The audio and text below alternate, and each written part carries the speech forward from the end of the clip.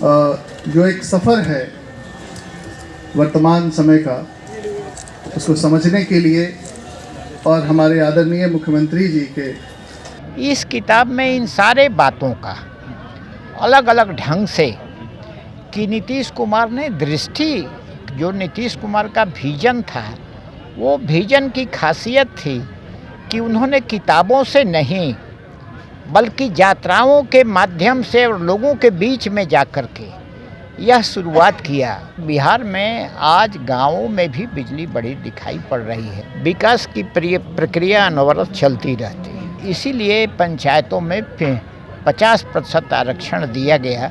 तो नीतीश कुमार ने समग्र सामाजिक विकास और इसकी तरफ ध्यान दिया कि जेपी आंदोलन में एक प्रमुख बिंदु था महिलाओं को, यानी जो आधी आबादी है उसको भी बराबरी के रास्ते पर लाने के लिए नीतीश कुमार के रिजिम में यह बात बहुत बड़े पैमाने पर हुई।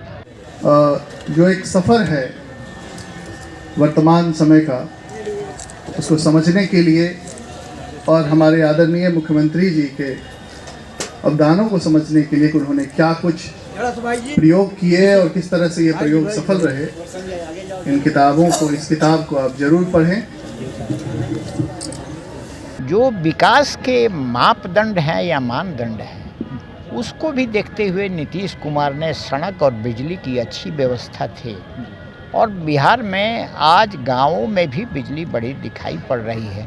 सड़कें इतनी चौड़ी हो गई हैं कि अब जो पढ़ने लिखने के लिए आने में बहुत दिक्कत थी, वो भी नीतीश कुमार के राज्य में हुआ। तो नीतीश कुमार ने समग्र सामाजिक विकास और इसकी तरफ ध्यान दिया।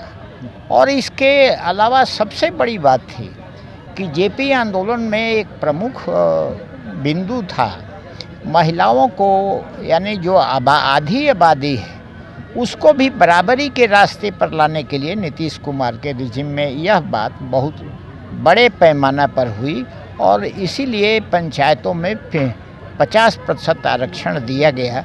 इस किताब में इन सारे बातों का अलग अलग ढंग से कि नीतीश कुमार ने दृष्टि, जो नीतीश कुमार का विजन था, वो विजन की खासियत थी कि उन्होंने किताबों से नहीं बल्कि यात्राओं के माध्यम से और लोगों के बीच में जाकर के यह शुरुआत किया।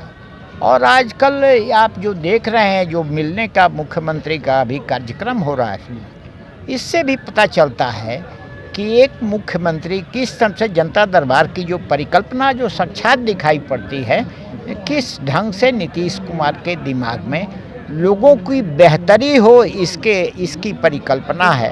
तो सवाल है कि आपकी तबीयत भी बहुत ख़राब है, इसलिए प्रयोग धर्मी है कि प्रयोग धर्मी विकास शिल्पी नीतीश कुमार, तो प्रयोग जो करता है वो कभी सफल भी होता है, कभी असफल भी होता है। आप नीतीश कुमार के साथ हमेशा से रहे, आपको क्या लगता है किन चीज़ों पर नीतीश कुमार असफल हो गए या किन चीज़ों पर बहुत सफल रहे? एक बात मानिए, विकास की प्रक्रिया अनवरत चलती रहती है।